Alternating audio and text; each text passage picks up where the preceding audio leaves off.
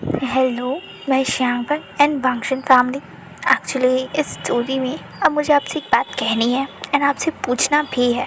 Actually अब ये parts थोड़े से टॉक्सिक एंड 18+ होने वाले हैं। हालांकि मैं उन सीन्स को एक्सप्लेन नहीं करूँगी, बट उन सीन्स का मतलब मैं बता दूँगी कि ये सीन होने वाला है। मैं उसे डीपली एक्सप्लेन नहीं करूँगी, बट हाँ, आपको थोड़ा सा अपने हार्ट को पकड़ कर रखना होगा, क्योंकि अब आपको वो शियान का वो डार्क साइड दिखेगा जिसके बारे में मैंने आपको स्टोरी में बताया था।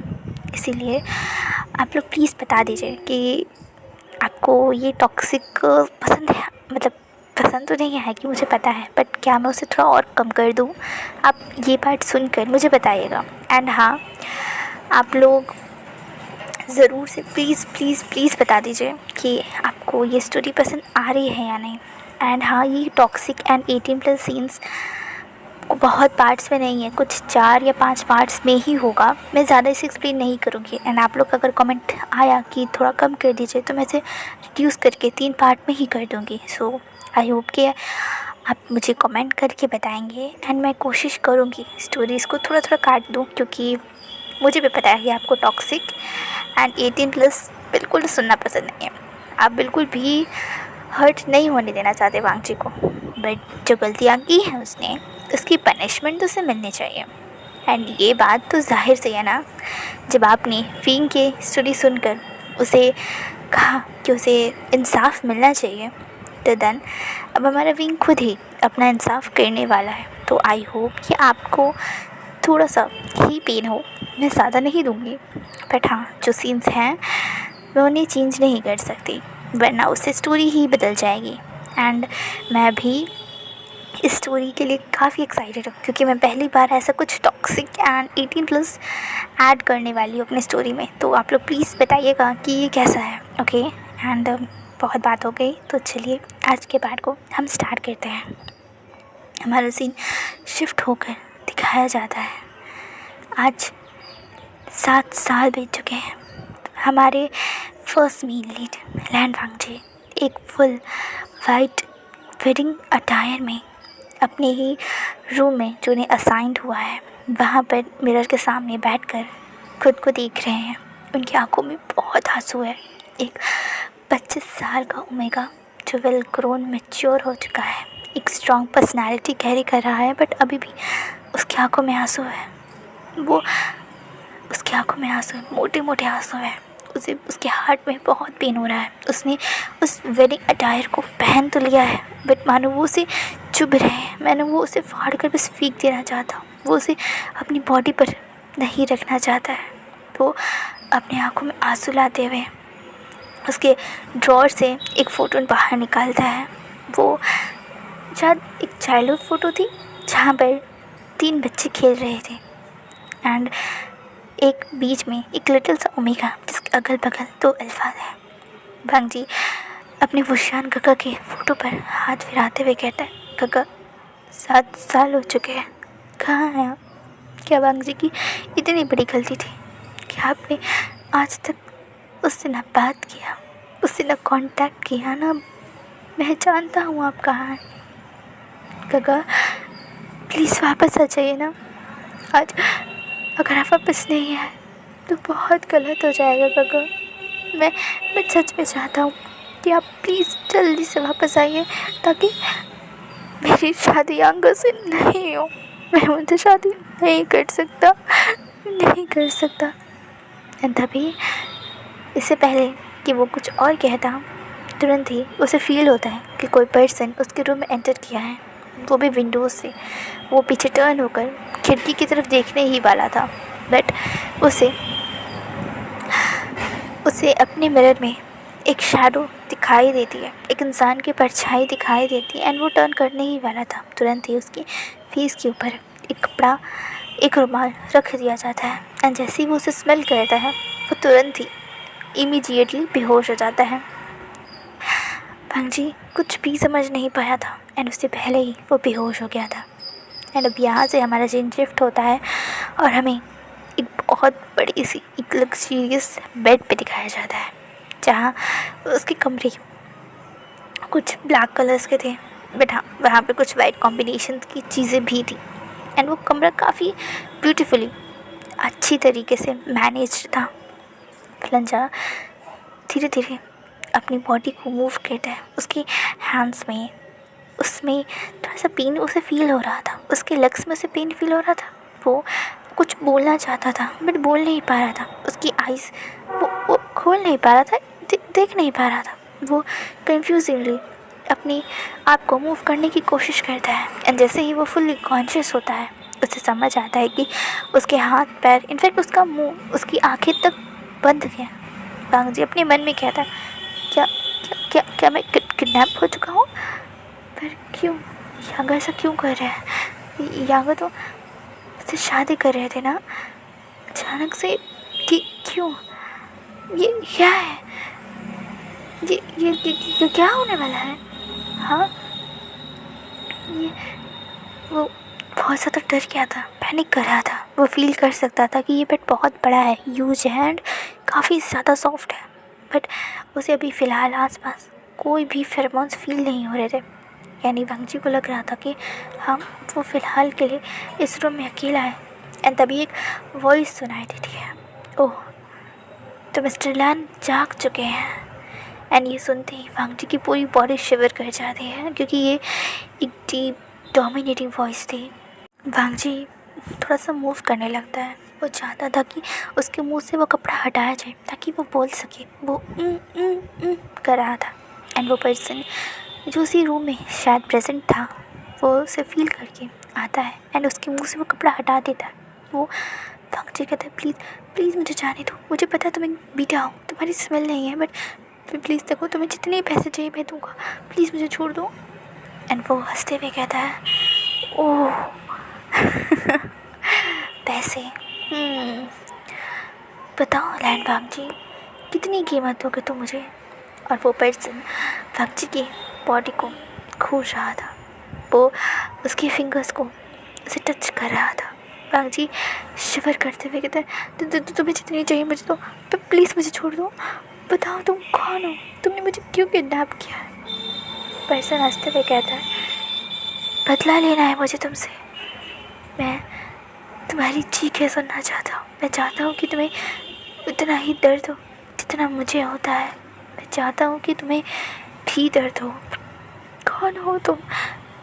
प्लीज़ बताओ मुझे, क्या करोगे जानकर लैन वांग जी? और तुम अपने पैसों को अपने पास रखो, क्योंकि मुझे उन पैसों की कोई ज़रूरत नहीं है। मैंने तुम्हें पैसों के लिए किडनैप नहीं किया है, मुझे तुमसे बदला लेना था। मैं तुम्हें टॉर्चर करना चाहता हूँ, मैं चाहता हूँ कि तुम मरने की दुआ मांगो, उतनी हद तक मैं तुम्हें टॉर्चर करना चाहता हूँ।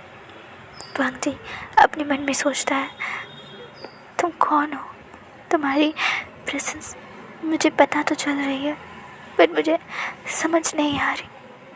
वांग जी एकदम शांत हो गया था। तभी उसे फील होता है कि वो पर्सन उसके शर्ट पर उसके बटन खोल रहा है। वांग जी डरते हुए कहता है, तुम क्या कर, छोड़ो मुझे, मैं कपड़े क्यों खोल रहे हो? वांग जी बहुत ज़्यादा पैनिक कर रहा था।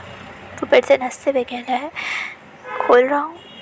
क्या तुम्हें नहीं पता कि जब इतनी ब्यूटीफुल मेघा तुम्हारे बेड पे हो और वो भी टाई हो सिर्फ तुम्हारे लिए, तो क्या करना चाहिए? ये तो एक फुलिश अल्फ़ा भी जानता है। तो तुम एक अल्फ़ा हो? हाँ, एक स्ट्रॉन्ग डोमिनेटिंग अल्फ़ा हो।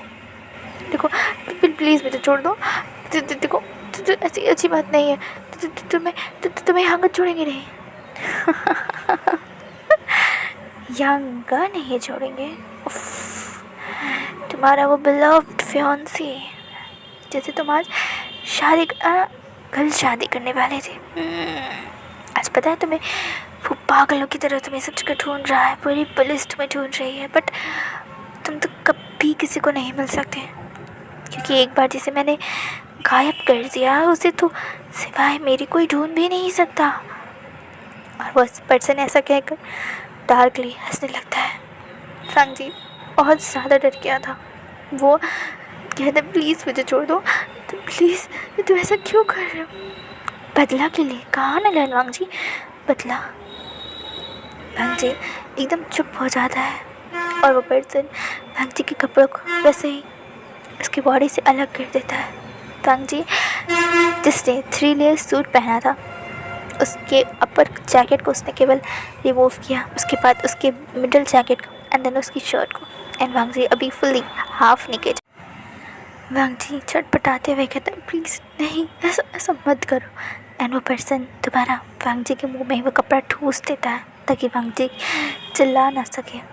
और वो पर्सन उस रात वांग जी के साथ सब कुछ करता है, पर बिल्कुल हार्शली। वो वांग जी को सिर्फ दर्द दे रहा था, वो वांग जी की बॉडी को सिर्फ यूज़ कर रहा था और वांग जी की आंखों से सिर्फ आंसू गिर रहे थे। वो ना उस पर्सन को टच कर सकता था, ना उस पर्सन को देख सकता था, उसकी सिर्फ बातें सुन सकता था, उसकी ग्रॉल सुन सकता था।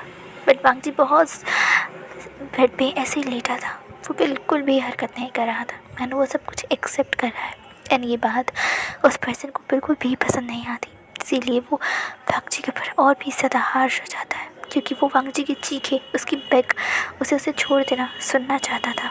बट वांग जी तो कुछ भी नहीं कर रहा था, वो बिल्कुल भी रेजिस्ट नहीं करता और वो पर्सन गुस्से में उसे तब तक यूज़ करता है जब तक वांग जी बेहोश ना हो जाए।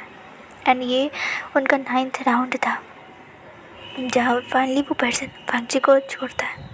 वांग जी जो ऑलरेडी बेहोश था वो उसके हाथों को, उसकी आइज़ को, उसके माउथ को ओपन कर देता है एंड देन यहाँ से हमारा सीन शिफ्ट करके दिखाया जाता है। अभी सुबह के 1 बज रहे हैं, दोपहर हो चुकी थी एंड वांग जी की धीरे धीरे अब आँखें खुल रही थी। वो देखता है कि रूम में रोशनी है, लाइट्स ऑन है। वांग जी धीरे से अपनी आइज़ ओपन करता है, चारों तरफ देखता है तो वो फील करता है कि ये बेड तो वही है एंड उसके हाथ पैर सब खुले हुए हैं, उसका माउथ खुला है एंड वो धीरे से उठने की कोशिश करता है। बट उसके मुंह से इतनी ज़ोर से चीख निकलती है कि बाहर जो 2 सर्वेंट्स खड़ी थी वो जल्दी से अंदर आती हैं। वांग जी उन 2 पर्सन को देख के डर जाता है। वो कहता है तुम कौन हो? हाँ, और तब वो कहती है शांत हो जाइए, हम भी आपकी तरह एक ओमेगा ही हैं, तो हमसे डरने की कोई ज़रूरत नहीं है। वांग जी कहता है तुम कौन हो? वो दोनों सर्वेंट्स कहती हैं हम उन्हीं मास्टर की सर्वेंट्स हैं एंड उन्होंने ही आपको रेडी करने को कहा है। तो क्या कौन है वो? क्या तो मुझे बता नहीं सकते कि किसने ये सब कुछ किया?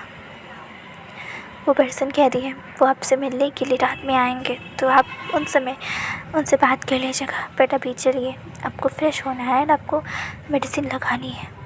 वांग जी जो अपनी बॉडी को बिल्कुल भी फील नहीं कर पा रहा था, वो कहता है पर मैं चल नहीं सकता, मुझे बहुत दर्द हो रहा है। वो मेगा सर्वेंट्स कहती हैं हमें पता है, इसीलिए तो हम आए हैं। एंड देन वो दोनों ही उसके वांग जी को हेल्प करती हैं, उसे फ्रेश करती हैं, उसे क्लीन करती हैं, उसे मेडिसिन लगाती हैं एंड उसके लिए खाना ला कर रखती हैं। वांग जी को इतनी ज़ोर से भूख लगी थी क्योंकि इसने 1 दिन से वो बेहोश था, इसने कुछ खाया नहीं था एंड कल रात में जो भी हुआ, इसलिए वांग जी को तो बहुत ज़ोर से भूख लगी थी। वो आराम से बैठकर खाने लगता है एंड उसने पूरा खाना फिनिश किया था। वो मेगा सर्वेंट्स वांग जी को देख के हैरान थी। वो अपने मन में सोचती हैं ये ओमेगा कितना अजीब है, इसके साथ इतना सब कुछ हुआ है, रोने की जगह या कुछ करने की जगह ये हैप्पीली सब कुछ एक्सेप्ट कर रहा है। वो दोनों सर्वेंट एक दूसरे की तरफ देखती हैं एंड अपना हेड शेक करके वो फूड ट्रे लेकर वहाँ से चली जाती हैं। एंड वांग जी जिसकी पूरी बॉडी में ऑइंटमेंट लगी हुई थी, वो चुपचाप ब्लैंकेट में घुट करता है कंफर्टेबली एंड फिर से सो जाता है क्योंकि उसे बहुत नींद आ रही थी एंड वैसे भी एसी ऑन था तो उसे काफ़ी अच्छा लग रहा था एंड वो फिर से सो जाता है। शाम को 7 बजे एक कार की हॉर्न सुनाई देती है एंड वांग जी अपनी आइज़ को खोल लेता है। वांग जी ये फील कर सकता था कि शायद वो पर्सन आ चुका है एंड देन वो उठ कर धीरे से बैठ जाता है। उसने अभी कुछ उसी पर्सन के एक कपड़े ओवर शर्ट पहन ली थी जो वाइट कलर की थी एंड बॉटम्स में उसने कुछ भी नहीं पहना था क्योंकि उसे बहुत पेन हो रहा था एंड उसे नहीं पहना। वांग जी ऐसे ही बेड पे बैठे उस पर्सन का वेट कर रहा था एंड देन वो पर्सन जैसे ही डोर के सामने आता है, वांग जी की हार्ट बीट बढ़ जाती है। वो पर्सन गेट ओपन खोलता है एंड देन अंदर आता है एंड वो देखता है कि वांग जी बहुत आराम से कंफर्टेबली बेड में बैठा हुआ है एंड उसने उसकी ही शर्ट पहनी हुई है। वो पर्सन जैसे अंदर आता है, वांग जी हैप्पीली स्माइल करते हुए कहता है, फिकर आप। वो पर्सन उसकी तरफ देखता है, कहता है, तुम इतना हंस क्यों रहे हो? वांग जी कहता है, मुझे बहुत खुशी हुई कि आप हो। मुझे लगा कि किसी और ने मुझे टच कर लिया, बट नहीं, ये तो आप हो। मुझे कोई दिक्कत नहीं है। क्यों? क्या तुम खुद को सबको ऐसे ही टच करने देते हो? तुम्हें मुझसे कोई दिक्कत नहीं, तो तुम तो यंग की भी टच से तुम्हें कोई दिक्कत नहीं होगा, है ना? क्या आपको नहीं पता कि मैं वर्जिन था? क्या आपने नहीं देखा कि ब्लीडिंग हुई है? क्या आपको लगता है कि मैं सबके साथ सोया था? क्या आपने नहीं देखा कि मैं वर्जिन हूँ? विंग चुप हो जाता है। वो कुछ बोल ही नहीं पाता क्योंकि वो जान गया था कि वांग जी वर्जिन है। एंड तब वो दिखता है, पर तुम तो यांग से प्यार करते थे ना? गा वो, बस मुझे कोई बात नहीं सुननी। ऐसा करो, आज से तुम मेरे पर्सनल सर्वेंट हो एंड आज मैंने सभी सर्वेंट को यहाँ से निकाल दिया है, तो इसीलिए उठो एंड जाओ मेरे लिए खाना बनाओ, समझे? वांग जी वुशियान की तरफ देखता है। वांग जी को उससे बहुत सारी बातें करनी थी, बट अभी वुशियान का मूड उसे अच्छा नहीं लग रहा था एंड वुशियान काफ़ी ज़्यादा टायर्ड दिख रहा था। वुशियान ने एक नॉर्मल सा वाइट कलर का सूट पहना हुआ था एंड देन वांग जी जो बिल्कुल भी अपनी बॉडी को सुबह मूव नहीं कर पा रहा था, बट क्योंकि उसने पूरे दिन रेस्ट किया, दवा लगने दिया, तो वांग जी थोड़ा सा मूव कर पा रहा था।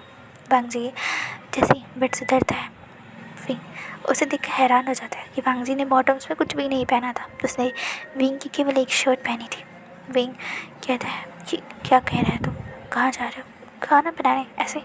हाँ, आपने तो कहा कि नीचे कोई नहीं है, तो मैं जा सकता हूँ ना? ऐसे कोई भी नहीं आएगा ना?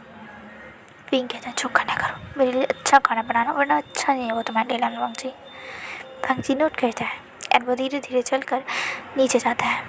वहाँ पर वो किचन देखता है एंड देन वो वुशियान के लिए वहाँ खाना बनाने लगता है।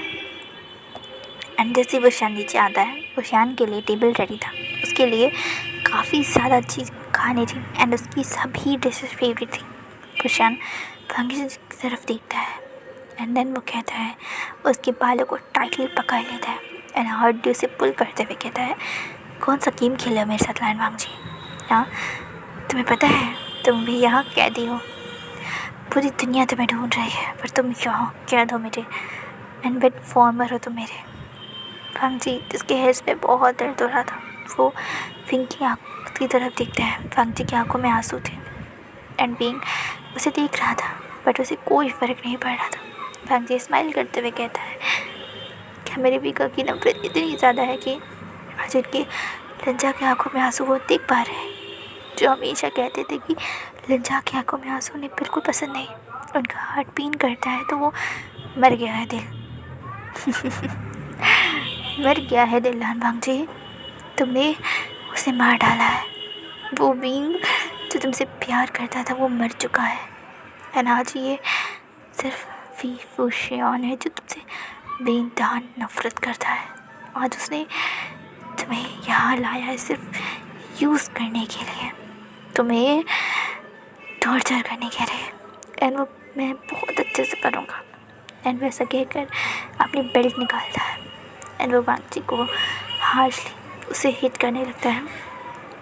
कम से कम 30 स्टेप्स वांग जी ने अपनी बॉडी पे लिए थे एंड उसे बहुत दर्द हो रहा था। वो नीचे फ्लोर पे गिर गया था। विंग उसे देख रहा था एंड उसे वहीं छोड़कर ऐसे ही चला जाता है। वो दिन आता है एंड उसके सामने कुछ चीज़ों को रखता है।